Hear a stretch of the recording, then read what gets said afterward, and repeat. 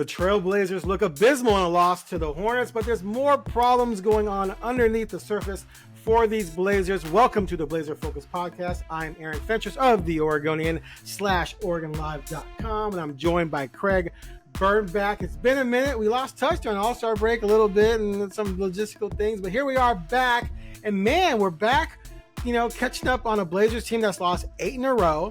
That just looked horrible against the fourth worst team in the league, the Charlotte Hornets, last night, losing 93-80. Is that what it was? I can't remember, to be honest with you. It was bad. It wasn't pretty. I sat the whole thing just in amazement that a team can shoot that poorly. But at the same time, sometimes you have bad nights, and this team right now is built to have bad nights. But let's just dive right into this, Craig. Let's just get into it, because the last time we talked, you were going on and on about how Cronin should not be saying this team is on the right track and he's happy with where they are. And since you said that, they still haven't won. Now, when the 8 games they've lost, 3 have come to Denver and 2 have come to Minnesota. That's five losses to 2 of the best teams in the league. And they were actually all respectable losses in that. The Blazers were sort of in it to a certain point, and they were completely overmatched. You knew they were going to lose, but at least they fought. But still, 8 games in a row is 8 games in a row, injuries or not. But what I know you're dying to just give me your take on what you took away from last night against the Hornets. So go. Well, it was horrible. Both teams are horrible. Let's be honest. They're not good.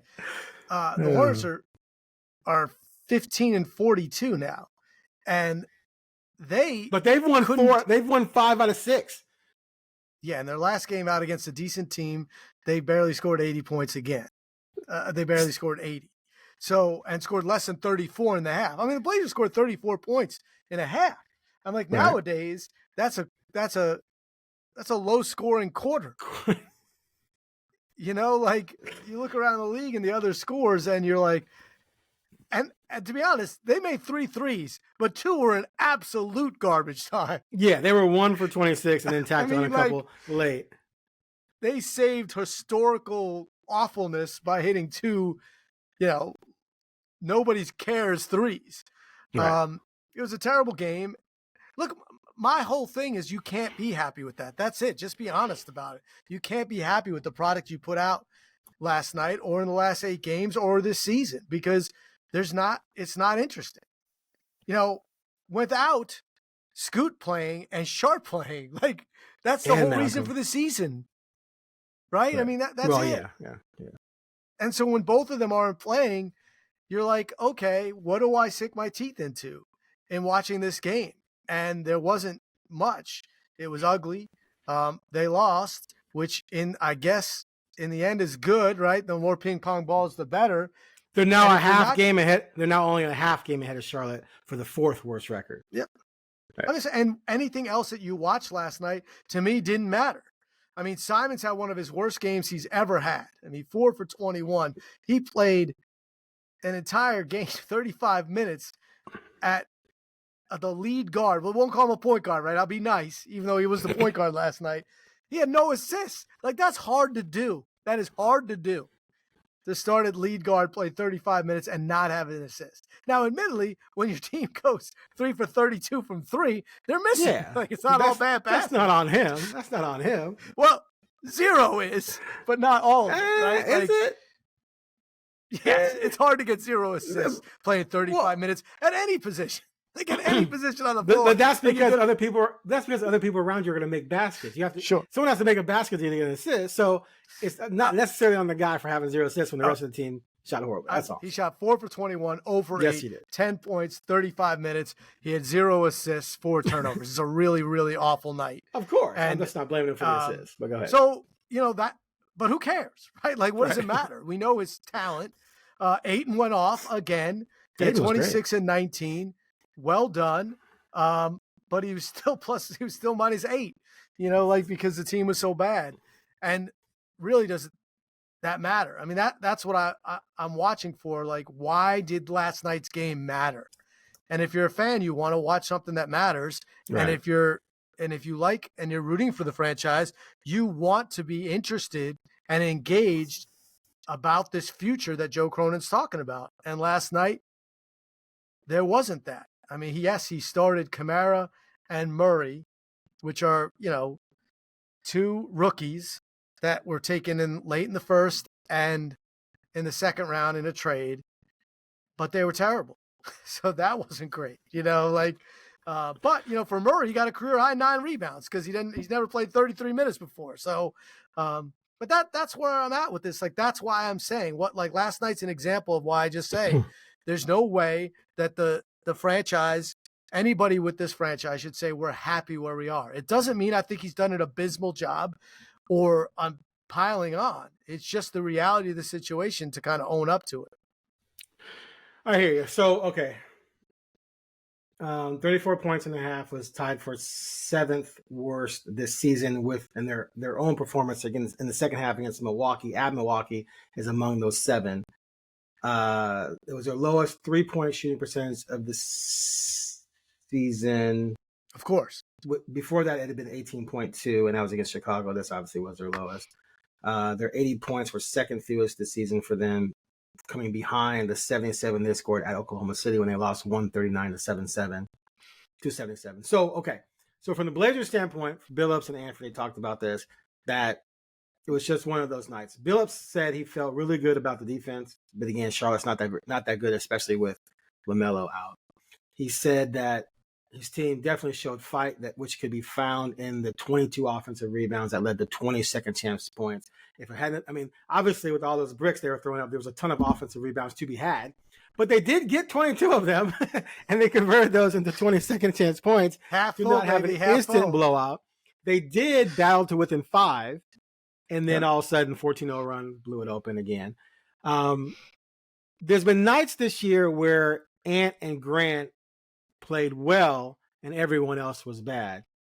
Tonight was one of those nights where those two were 1 of 14 combined on threes, did not play well, and everyone else played poorly except for Ayton. So, Billups and Ant said they both felt like they got good looks. And I felt like, I didn't feel like they were really struggling to get shots. They were just struggling to get shots in. So you could say they actually did things X's and O's wise and hustle wise on at least an average level, and the shots just weren't falling. However, this team is ripe for that kind of stuff because they rank 29th in scoring, last in field goal percentage at 43.8, 28th in three-point shooting, 34.8, and last in true shooting at 54.1. 3 of their top 5 scorers, Sharp, Brogdon, and Scoot, were out, and that forces them to lean on the younger players or the bench guys like Matisse Thybulle, Delano, Tumani, Jabari, and Murray, and they were all a combined 0 for 14 from beyond the arc. And if you're any team in the NBA, you're going to be happy with all those guys shooting threes, right? Shoot all the threes you want. So for me, and this circles back to what you just said about not being happy, for me, what we're seeing as the season goes along is that these forwards who in little spots, little spurts, show well and everyone's all excited about them, as they're playing more, they're being exposed more. And right now, you cannot convince me that Kamara, Murray, and Walker are on the path to be legitimate rotation guys for a winning team. I'm not saying they're not going to be there. I'm not saying they're not going to get there. I'm not saying they're not working hard. I'm just saying we saw Walker start and he looked good for a minute and then boom, he wasn't starting. We saw Kamara start. He looked okay. Then boom, he wasn't starting. Then Kamara's back in. He's not doing anything. And then they're going to start Chris Murray.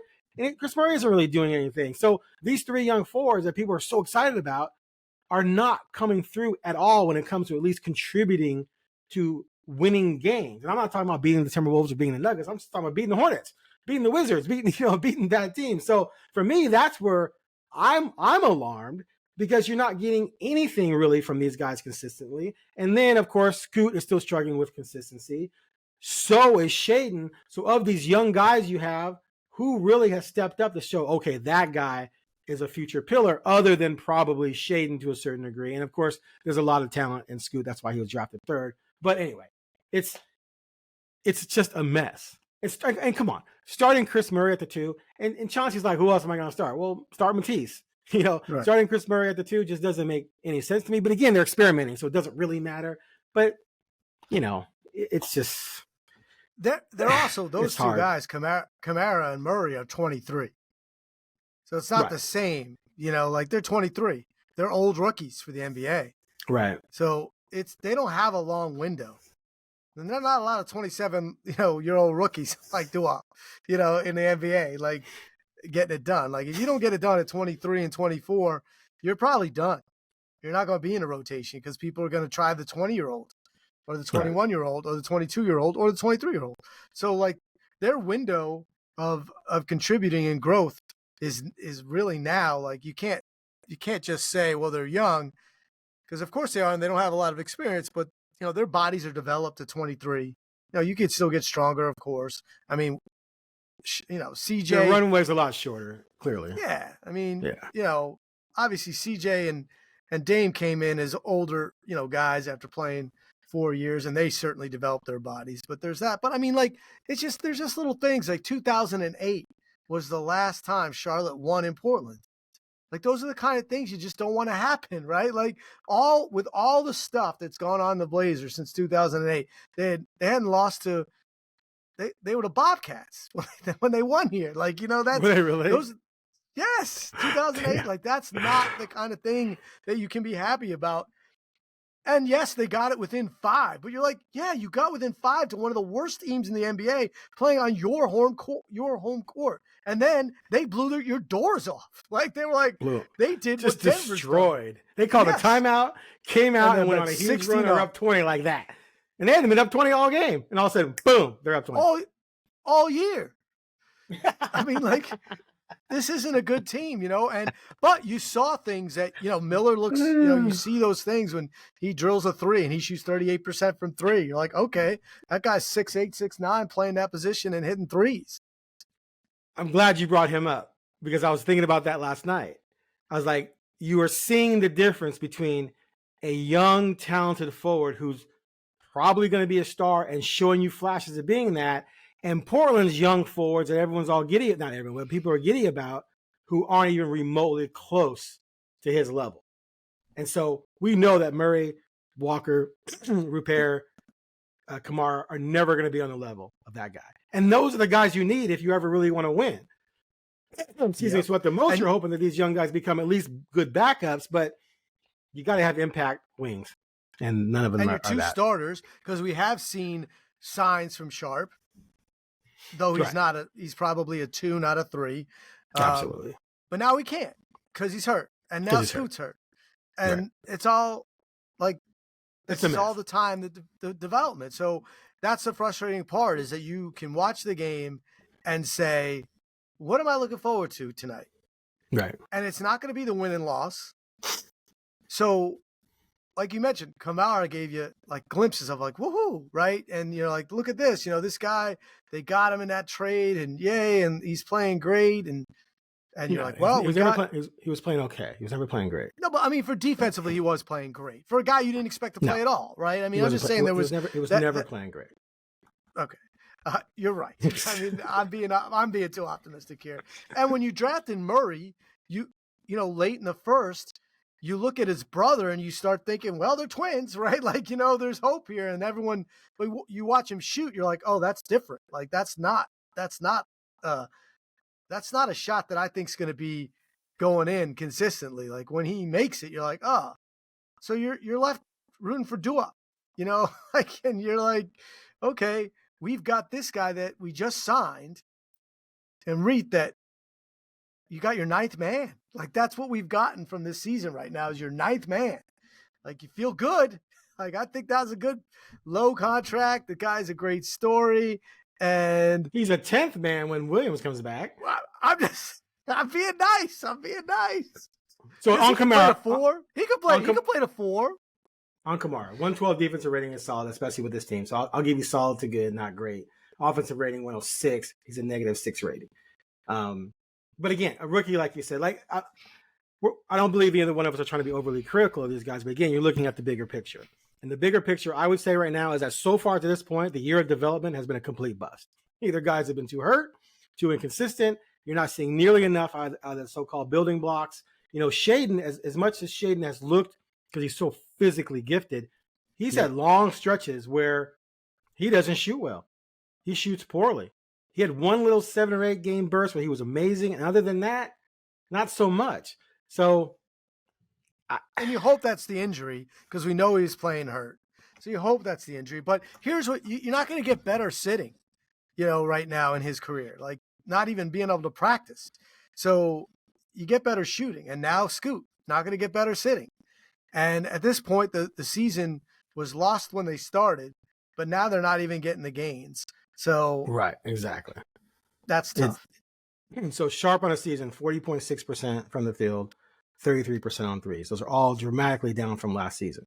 So again, more minutes, more time, bigger numbers because of the minutes and time, but the efficiency fell off huge. And that's a concern. And I wanted to see him in the second half, so to speak, play like he did last year when he shot 47%, 36 on threes. So, I'm not worried about him because I do think he's going to be spectacular. He's only about to turn 21, I think. Or maybe he is 21.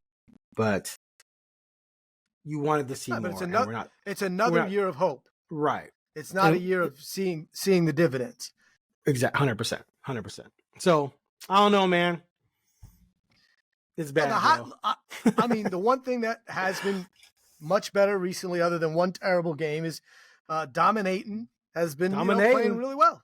Yeah. Last night, huge numbers. You do worry about the numbers being just numbers because, right, they got, they had your opponent. They lost 8 straight. And look at the Hornets. They're starting. Nick Richards is decent, but he's not. He's not. But he's not. But Aiden had a nice game. Aiden had a nice game against Jokic, 22 and 10, I think, something like that. I'm looking it up right here. He's been solid, 10, other than the one stinker where he had 2 points and Minnesota. Yeah, that was bad. No rebounds. That was really ugly. But what does it mean? I don't know, because all that matters with him is he going to be part of the future? We know he can dominate. I was listening to the radio because that's what I do, and they're like, he's been a double machine lately. I'm like, yeah, like duh. He averaged a double, 18 and 10 for the Suns. That's what you expect. Who else is a double machine? The guy you traded, Nurkic. Exactly. I mean, a double for a big is like. I mean, first of all, rebounds are super easy today. If you're 7 foot, you should get 10 rebounds. When you miss 40 shots, there's more. Well, but the other teams are so spread out, there's hardly anyone to battle for a rebound underneath. It's not like you're banging down there with Lambeer, Sally, and Rodman, right? You're banging down there with one dude because everyone's so spread out. So you should get double-digit rebounds. That does not impress me at all for a 6'11" guy. And the points, 18 points. He has a high shooting percentage, but is he going to ever be reliable to put up 25 and 19 in a playoff game? That's my question. Is he going to hit the key shots? Is he going to be as aggressive as he was when he knows there's not a big that can really stay with him? But regardless, 22 and 10, we talked about 22 and 16, 18 and 17, 27 and 9, 20 and 11, and then 26 and 19. Those are the games he's had in the last 10 games. So we are seeing some payoff there. But again, it's in games where they're going to lose and there's nothing on the line. So I still wonder. And as far as, and we'll talk a little bit about watchability for this team in a bit, he's not anything fantastic to watch. His best shot's the 12-footer. And he dunks every once in a while. But, he's not. But did you see when he went I think he went behind the back of his leg? He did. And then he pulled it up like that was I was like, whoa. Where's that? I want to see one of those per game. I want to see one of those and then, you kind of get a little deep, but not give up your dribble, and then drive past the guy. Like that was a flash of seeing a special player, is what I'm saying. But do that more often. But with Sharp, you could get that. You got that every night, even when he was shooting 12%. He was going to do something that was going to be like, whoa, he just tried to dunk over 3 people. He didn't get there, but he tried, and maybe he'll get there next time. Even Scoot, has shown those flashes of going down the lane and dunking or a beautiful pass or breaking an ankle. I'm just saying he's a center. He plays like an old school center. And that's not the most – look, I grew up Patrick Ewing. Patrick. He's Bernard just like King, Patrick Ewing. Except Patrick was a much better shooter. But and he did dominate. I was poking the bear. I was poking the bear. That wasn't – the dream shake was Like nowadays, a dream shake wouldn't be, it would be a daydream shake. It wouldn't be that exciting, like it was a great move, but the league has changed where your expectations are a little bit different from so much threes, so much dunking, but hey, you can't complain about, his numbers, and he can't, carry this team to victory. He's the center that doesn't handle the ball.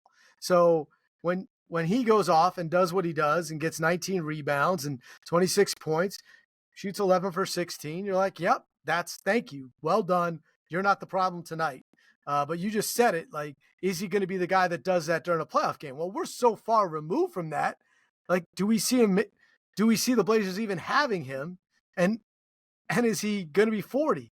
Like at what point, this team's not turning in 2 years right now. Like the corner they haven't reached the bottom. I mean, they're right now, the battle is going to be how many ping pong balls are they going to get? And then go from there. And does Ayton over the offseason go, hey, look, man, I'm 26. Let's be honest. You're better off. They can't trade. They can't trade him. I don't think they can. I think they could trade. I think they could trade anybody but Sharp at this point. I don't think they could get anything worth. Get giving up on him yet. Yeah, but at some point, 30 mil is a lot of money. True, but you got to go at least another year, I think, with him. Like there's certain things that have to hit. You got to give it more time, or this whole thing's going to be a disaster. Scoot and Ayton are the top two. Those guys, you got to give that more time, or you're admitting that everything you did was for naught in relationship to Damian. Before we move on to let's skip Chauncey to the Hall and go to the TV ratings thing, because I know you're chomping into that. But I want to make one point that you kind of brought this up with the forwards about others coming in. They have 2 first-round picks right now. Their own, which is going to be a high pick, which has to be a big. Like it has to be a forward, right? Yeah, it has to be. There's no. If they draft in their guard, fire everybody. 6'7" or above. they draft in their guard, fire everybody. Okay, I don't care how good the guard is. Trade down or something. Trade down.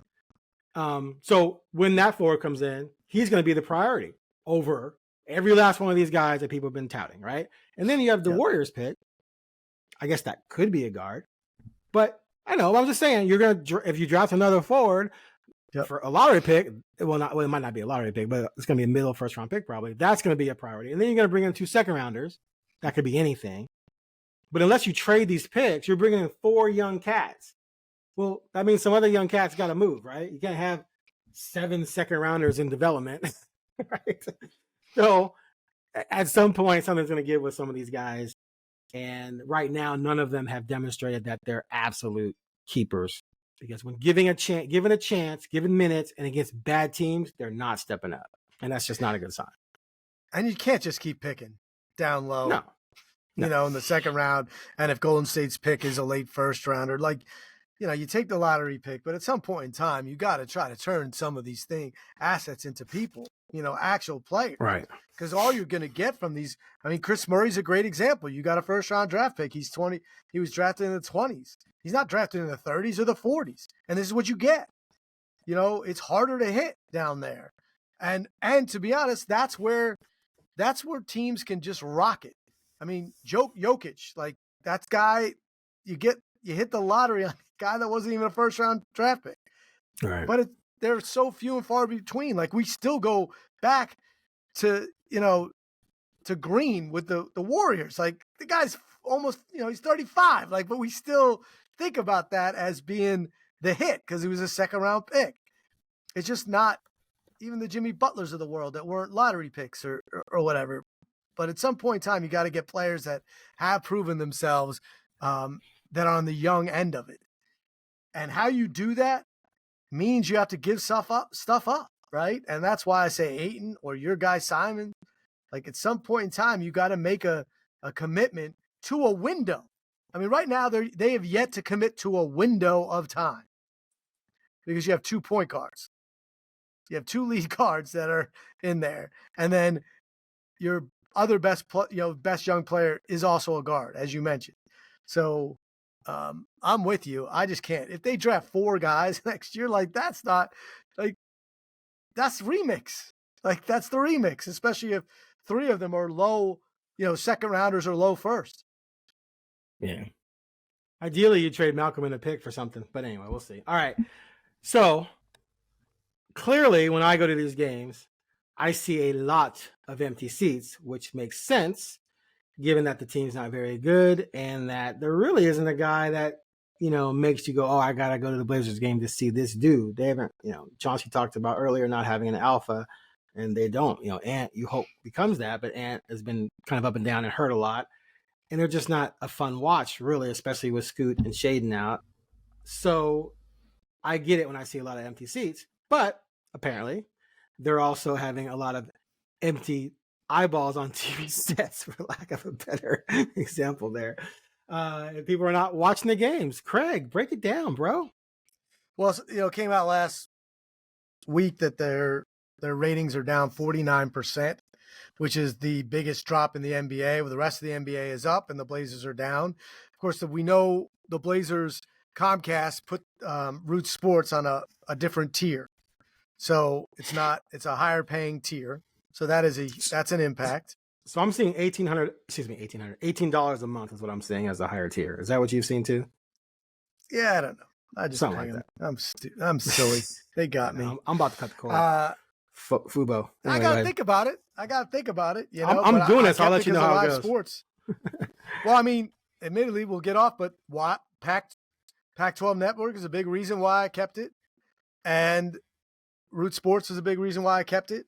But yeah, I mean, I'm thinking of going down that route as well, especially with a young kid that's watching all the stuff on the, on the streaming. I love the Yankees. I get them on the MLB, but I want to be confident for the podcast. So I keep watching the games, but they're hard. They're hard to watch.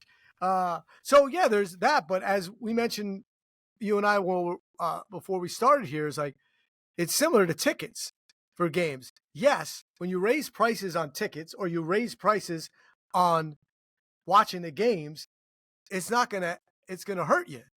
But it's really going to hurt you when the product's not as good. Like you got out of the tickets not because they raised the prices, but because you're like, no one's going to want to buy them, and I won't be able to sell them because no one wants to come. And it's similar. Like there's not like, why would you watching last night? If you're even a Blazer fan, you don't need to see that. You're not going to miss anything amazing. Like even when, obviously Damian came in on a weird time because they had already gotten there. But like when Brandon Roy and LaMarcus came and they were bad, you had the future and you saw it and you were just pumped. Right. Now, like the future's on the bench because they're hurt and they've been hurt all year. And your best players are Simons, Grant, and Ayton. Your most exciting player is Simons, and he's a 3-point shooter who's not awesome with the dribble. Like he won the slam dunk contest, and he had a nice dunk last night to beat the shot clock, but he's not, that dynamic of like, oh my. So I get it why it's down, and they're gonna have to work on the product as far as getting off of Root or figuring that part out. Because more accessibility for games is what people are doing. These, we don't have to tell you about the Comcast sports channels and the other ones that didn't work out. So there's going to be realignment when it comes to where you're going to get your product. But until 49% is not because they switched tiers. It's because the product's not as good. So I talked to the president of business operations, Dwayne Hankins, about this. And he blamed it mainly on the changing in tiers, but it's like sort of what came first, right? The chicken or the egg? I agree with you 100%. The change in tiers is definitely a huge factor. Yes. But mainly because you traded away the most popular and arguably greatest player of all time, and the product is bad. So why am I watching this if I don't have the draw of Damian? Like there's no player on this team that fans universally love. There isn't yet. There's players fans like and they want to love, but nothing on the level of CJ and Dame. They're gone. So then the product better be good, or at least if you're not winning, you're exciting and you can see the potential. Yep. And right now, if you're being honest, you can't see the potential. I mean, you can see a glimmer of potential. Don't get me wrong. Sure. But I don't believe for a second, and I told you this at the beginning of the season, that my over-under for players in the rotation who will be in the rotation when this team makes the postseason is 4.5. Because I do believe that hardly anyone on this team is still going to be here when they become, formidable. So if that's the case, why am I paying more? Why am I watching it all? Especially when Scoot and Shaden are out. But even when they're playing, other than the occasional Shaden dunk, it's like, what am I watching? There's a team that, made the playoffs every year for a decade. 8 straight, right? Yeah, I'm just close enough. Stretching it, I know. but you know what I mean. Like they were, and the biggest complaint was they were good but not great. Right. Well, that's not the complaint now. I'm just saying like that. So there's that. But you always knew Dame could score 50 or have a magical night, and Dame time's fun to watch, man. Like he that's real. Right. And even Brandon Roy, super, exciting game. I mean, you watch the games, and I sympathize with the promo people for Root and Blazers broadcasting because they are trying to update. They've been great at that, Blazers broadcasting. Always, like, if something happened the night before, they're right back with it. Right. They've got the one game winner from Simons, a runner in the lane. Like they went with the 2 dunks back to back as their other thing. Because they just don't have it. Dame gives you something every week, you know what I mean? Like where he was hitting the game winner, yelling, Rip City. Those are moments you didn't want to miss. Right. LaMarcus was, people are like, well, he's boring because he's a mid-range game, but he was still really good and an all-star. And right now, this team doesn't even have one of the young faces. Right. Where you're like, oh, you hope. But the league doesn't even know about Sharp. Like he hasn't. Scoot's got a great personality. He has the potential to do it all in this league, but he's got to get better, and it's not there yet. So, yeah, I mean, you're not going to spend $20 extra a month to watch this team unless you're a diehard. So, I mean, there were some. The diehards are at some of these games. It's impressive. Like even last night, they were cheering. They were fired up when they came back, and it's like, wow, man, these guys care. They love their team. But as soon as that 14-0 run happened, they're out. They were gone. They were disappointed. The last game against Denver, they're down like 10, and the crowd is still trying to get people to miss free throws. And I'm like, that's awesome. Like the game was over, and they still were pushing it. And we know Trailblazer fans are amazing, but they're also got stuff to do. They can hike, they could go see other stuff. There's movies, but I mean, people pay for HBO to watch The Sopranos. You know what I mean? Like right. HBO is constantly having to know that they have to have that signature show, because if not, people will stop watching HBO. Right? I mean, like if Sopranos goes, you're like, oh, okay, Curb Your Enthusiasm. Well, this is the last season. They're out like, we need a signature show. We need to, or people. Let's do Game of Thrones again. I mean, Harry Potter 17 or whatever it is. But I mean, like that's part of it. It's all, marketing people have to deal with that. And right now they just don't have a lot to showcase. I mean, they're trying to go like these young guys are battling, here and there. But there's just not a lot to hang your coat on or your hat. True. I don't think you hang your coat. All right. Chauncey, is he going to make the Hall or what? What do you think? The Basketball Hall of Fame is odd, right? It's so odd. Yeah. You look at it and it's never, it's not, it's, you get in from all over. It's not the NBA Hall of Fame. Yeah. He's a finalist, so sure. And I'm fine. I think he's a Hall of Famer, but I think he's right on that cusp, right? If you look at just numbers and didn't experience his playing, but you're like, I don't know. But he was a really good defensive player, and they called him Big. There's a reason why he's called Big Shot. You know what I mean? Like Mr. Big Shot, because he made huge shots and he won a title. So I think he has all the elements of a Hall of Famer other than statistics that nowadays, if you look at his stats compared to, I mean, Trey Young is killing him. If you just look at stats, he's going to the Hall of Fame. But who do you want? Who do you want in game 7 of an NBA Finals? You want Young or Billups? I'm taking Billups all day. Oh, all day. Yeah. Billups is going to lock down Young and score on Young at will. Or let somebody else. Or let somebody else.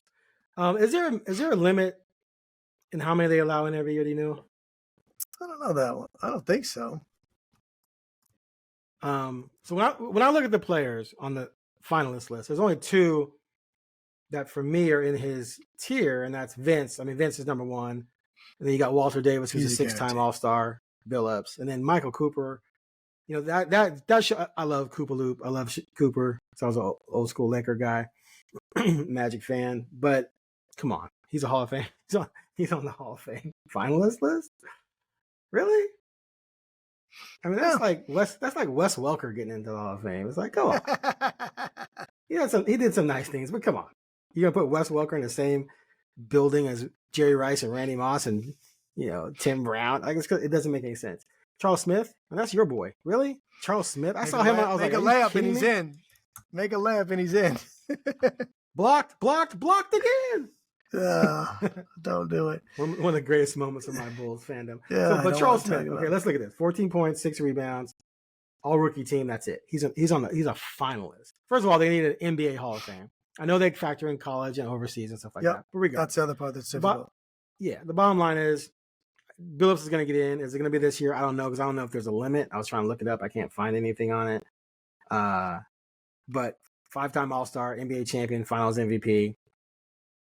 He's going to be a Hall of Famer, and I think it's going to be this time around. But who knows? Who knows? Yeah. He's the second best player. I mean, Walter Davis is really good. You know what I mean? Like, so. The Greyhound, man. I loved Walter Davis when I was a kid.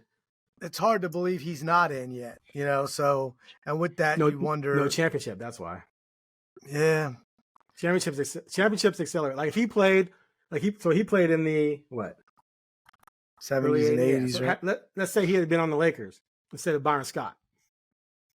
Walter Davis has a couple rings. He's already in a long time ago. But he played on the Suns, and they lost to the Lakers a lot, and so he doesn't have that championship or playoff type, but 6-time All-Star, 2 times All-NBA. I mean, Maurice Cheeks is in. Walter Davis should be in. I was surprised Cheeks got in. But he got in partly because he won titles with Doc and Karl Malone. Yep. But he was a 4-time All-Star, 5-time All-Defensive, though. Got to give him credit for that. But, he averaged, 14 points a game for his career, if that. Different time for point guards. 11.7 assists per game was his average. And he's in the Hall of Fame. Hall of Fame is wild.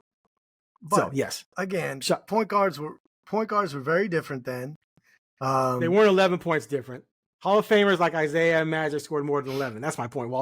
Who was Walt Davis's point guard? Was it Fat Lever at some point, Westfall? Right? Westfall? Westfall was the point, right? Paul Westfall? You're a little older than me. But you're right. I mean, Mo Cheeks' numbers they're not, I mean, if he's in, Chauncey's in. 100%. Yeah, if you're making that comparison, it's not even. Yeah, there's no way Chauncey's not going to get in. It's impossible. Based on who's in. Tony Kukoc is in. I'm a Bulls fan, and I don't get why Tony Kukoc. International, that's why. I don't think. Okay, but he only played internationally for 4 or 5 years. Yeah, but he did great things. He did some things, but he's okay. But would you agree I don't think he's in if he didn't play for the Bulls. I don't believe for a second he's in if he doesn't have 3 championships. We wouldn't even know who he was. Exactly. That's my point. So winning some championships, which Billups did as a Finals MVP, he's going to be in. So, and Vince Carter is obviously a lot. So, anyway. Yeah, of course. I mean, Vince Carter's. I mean, he's one of the greatest players to never win a title. Yeah, and he also he was the face of the game for a while. He really did bridge after Michael to what he did with the high flying and still.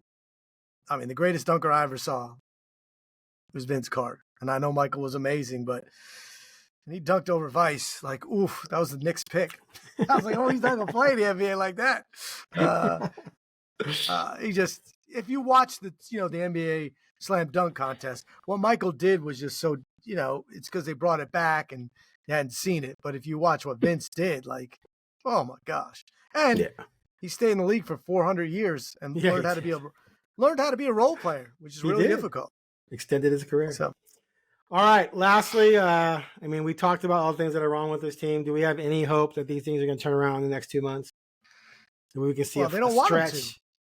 Well, no, winning, they don't want to win, but you still want to show flashes of like, okay, this team has some pieces that could be, really good. And, that's what I'm hoping for. It's just give me like a 10 game stretch. There's only 20 something left, right? But give me a 8 to 10 game stretch when Scoot comes back where you just see these guys play well together. You see nights where Grant, Ayton, Sharp, excuse me if Sharp's back or not, Ant and Scoot all play well together at the same time. A couple of the young guys fill in and play well. Like, just give me an 8 game stretch like that. They can lose every game. It doesn't matter. But it's just been disheartening, I think, for them.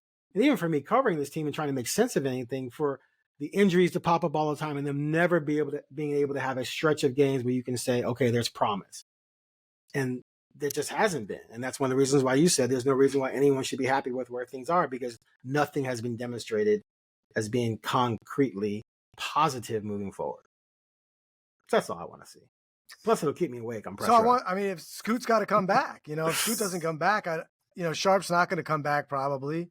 And that's what I want to see. That's what, him to have a 10 game stretch that, maybe like watching again, he comes back and he's even more aggressive and he's shooting a little better and he's, the pick and roll with Ayton is working, but, they're not very good and it's hard for him to be very good.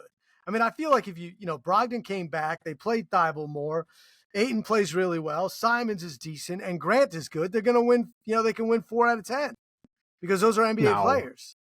Yeah. I'm just saying that's a starting 5 of NBA players. Yeah. Will they? No, because they're not going to want that. And that's not helpful. Seeing Brogdon play isn't helpful. Seeing Ayton play is, nice if he's playing really well. I don't know. This has been a bad year for Simons. This has not been a fun, he's been hurt. He's been inconsistent. I know, he had a kid, so that's awesome for his life. But as far as his career, how is this this isn't something he's going to look back and be like, oh, what a great year that was. No.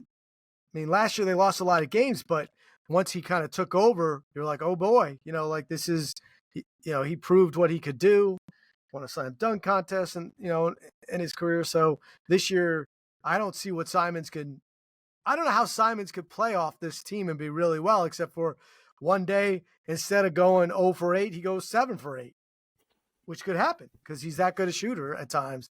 But right now, he's, I don't know I don't see you getting a stretch of 10 games where you're like, okay, I just hope you see a little bit here. Maybe, I'm just shocked. Like Kamara hasn't had a 20-point game, where he's found a rhythm, or Murray go 4 for 6 from 3, like something to say, oh boy.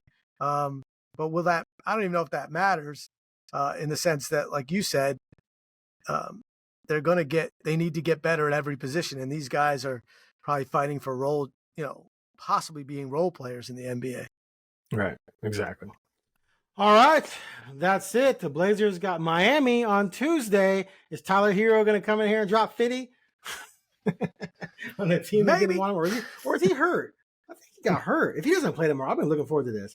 I want to see him come in here. He hurt his knee. He hurt his knee and he left early. And then there's a suspension, too, of Butler. So we don't know who's going to be playing. Man. Okay, that's another thing that's driving me nuts. It's one thing to be covering this team with guys in and out of the lineup, but when I go see Blazers Pelicans, I want to see Zion. When I go see Blazers Charlotte, I want to see LaMelo. When I go see the Heat tomorrow, I want to see Butler and Hero. I said, sorry, LaMelo for Charlotte.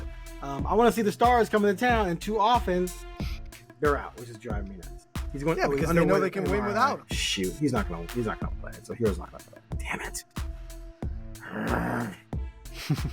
All right, sign off before you get too angry.